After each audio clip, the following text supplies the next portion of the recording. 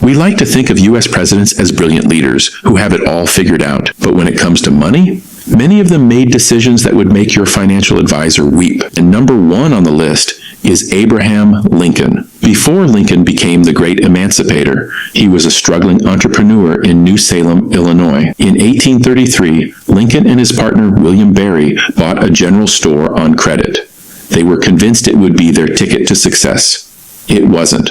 The store failed spectacularly within months. His partner died shortly after, leaving Lincoln with the entire debt, about $1,100, which doesn't sound like much until you realize that's equivalent to roughly $35,000 today. For a man earning maybe $1 a day, this was catastrophic. Lincoln called it the national debt, and it haunted him for 17 years. He actually paid every cent back, even when bankruptcy was an option. Number two on the list is Harry Truman. In 1919, fresh out of World War I, Harry Truman and his army buddy Eddie Jacobson opened a men's clothing store in Kansas City. They sold shirts, ties, and hats to Kansas City's finest. For 2 years, business was actually good. They were making money, building a customer base, everything seemed perfect. Then, 1921 hit. The post-war economy crashed. Suddenly, nobody wanted expensive silk shirts and fancy neckties. Within months, their thriving business became a sinking ship. The store closed in 1922 with debts of about $20,000. That's over $350,000 in today's money. Truman's partner declared bankruptcy, but Truman, like Lincoln, refused to take the easy way out. He spent the next 15 years paying off every creditor, even as he climbed the political ladder. Truman was so broke during his early political career that he lived in his mother-in-law's house. Number three on the list is Thomas Jefferson. Now we jump to one of America's founding fathers, the author of the Declaration of Independence, and a man who died drowning in debt. Thomas Jefferson had everything: a massive plantation, hundreds of slaves, political power, and one of the finest minds in American history. But he also had something else: absolutely terrible financial habits. Jefferson lived far beyond his means his entire life. He loved French wine, imported furniture, and books. So many books that his personal library became the foundation of the Library of Congress. Beautiful, right? Except he was paying for all of this with money he didn't have. When he died in 1826, Jefferson owed approximately $107,000. That's somewhere between $2 to $3 million today. His debt was so massive that his estate, including Monticello, had to be sold off. His family was left with almost nothing. The man who wrote "All men are created equal" couldn't manage his own finances. Number four on the list is James Monroe. Speaking of founding fathers dying broke, let's talk about James Monroe. Monroe had an impressive resume: Revolutionary War hero, diplomat, Secretary of State, Secretary of War, and fifth President of the United States. Still taught in every American history class. But Monroe had one critical flaw. He kept using his own money for government expenses, expecting to be reimbursed. Sounds reasonable, right? But it's wrong. The government reimbursement process in the early 1800s was a bureaucratic nightmare. Claims took years to process if they were paid at all. Monroe spent thousands of his own dollars on diplomatic missions, official functions, and government business. By the time he left the presidency in 1825, Monroe was nearly penniless. Number five on the list is William McKinley. Now let's talk about a mistake that almost derailed a presidency before it even started. William McKinley seemed to have his financial life together. He was a successful lawyer and governor of Ohio. Then, in 1893, disaster struck, and it wasn't even his fault.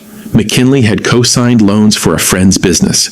This is something financial advisors scream at you never to do, and McKinley learned why the hard way. When his friend's business collapsed, McKinley was suddenly on the hook for $130,000. That's over $4 million today. Overnight, the governor of Ohio was bankrupt. This could have ended his political career right there, but McKinley got lucky.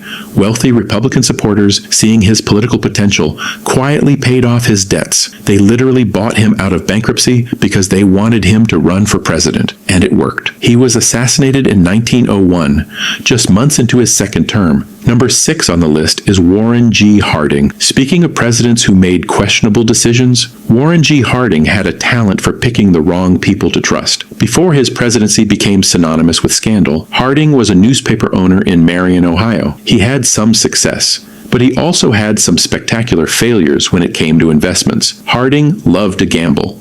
Not just cards and poker, which he famously played in the White House, but financial gambles too. He invested in various business ventures that consistently lost money. He trusted friends with his investments, and those friends consistently let him down. But Harding's biggest financial mistake wasn't losing money. It was the company he kept. His administration became infamous for the Teapot Dome scandal, where his appointees literally sold off government oil reserves for personal profit. While Harding himself wasn't directly implicated in taking bribes, his loose management and poor judgment in selecting advisors created an environment of corruption. Number 7 on the list is Herbert Hoover, a president who was actually a brilliant businessman, who then presided over the worst economic disaster in American history. Herbert Hoover was a mining engineer who became wealthy through international business ventures. By the time he entered politics, he was a millionaire several times over. He knew how to make money. So what's he doing on this list? Hoover's financial mistake wasn't personal. It was policy. When the stock market crashed in 1929,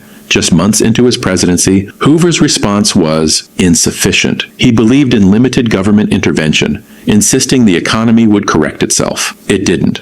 The Great Depression deepened. Banks failed. Unemployment increased to 25%. Families lost everything. Makeshift shanty towns of homeless people were nicknamed Hoovervilles. That's how much Americans blamed him. He understood individual wealth, but fundamentally misread how a modern economy worked during a crisis. His name became synonymous with economic failure, even though he personally never went broke. Number 8 on the list is Ulysses S. Grant, Civil War hero, 2-term president, and victim of one of the most spectacular financial cons in American history. After leaving the presidency in 1877, Grant was wealthy from book deals and investments. He was living comfortably in New York City, respected and financially secure. Then he met Ferdinand Ward. Ward was a charismatic financier who convinced Grant to become a partner in an investment firm.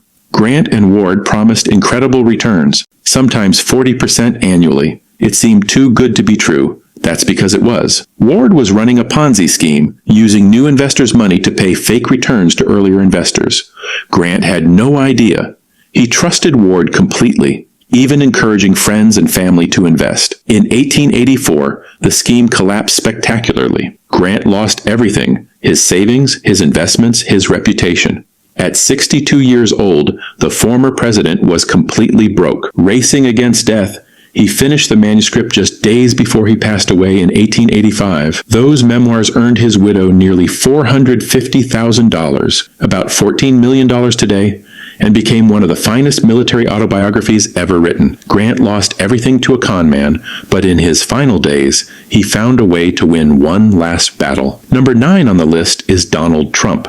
Now we move to more recent history, and a businessman who made bankruptcy almost an art form. Before his presidency, Donald Trump's financial record was complicated. He built a real estate empire, slapped his name on buildings worldwide, and cultivated an image of incredible wealth. But between 1991 and 2009, Trump's companies filed for Chapter 11 bankruptcy 6 times. 6. The Trump Taj Mahal Casino, Trump Plaza Hotel and Casino, Trump Hotels and Casino Resorts. The list goes on. Trump himself was never personally bankrupt.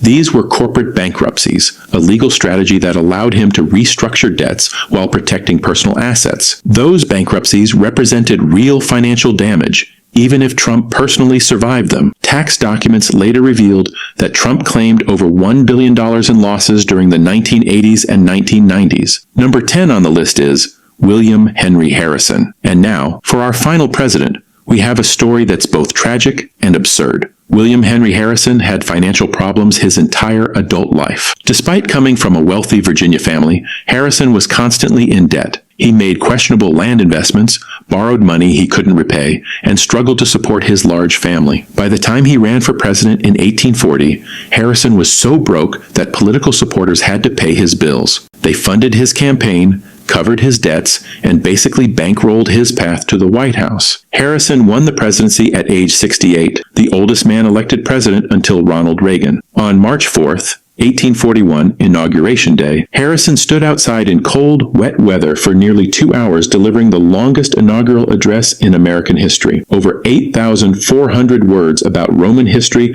and political philosophy. He wanted to prove he was vigorous and capable despite his age. 31 days later, Harrison was dead. He served exactly 1 month as president. Harrison spent his entire life struggling with money, fighting to reach the presidency, finally achieved his dream, and died before he could collect his first presidential paycheck. Hit that like button and subscribe for more history content, and let me know in the comments which presidential financial disaster surprised you the most.